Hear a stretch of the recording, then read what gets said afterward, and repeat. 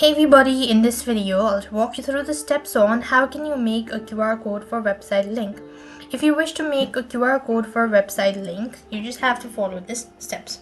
So you could also use Canva if you like, but I'm gonna go with a different application. So open up a browser and on the search box you simply have to type in QR code generator.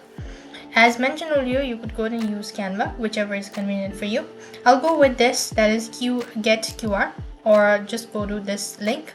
And when you go ahead and look for it, you want to select what sort of source you have, such as I'm gonna go ahead and use website link, right? So select website and then you want to name your QR code.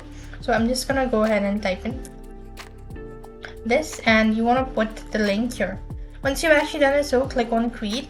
It's gonna take a couple of seconds. You could also go ahead and select the logo, frame, all that if you like, and it will then be able to get you the QR code. Here you have. You could go ahead and make sure to change the color or maybe size and all that.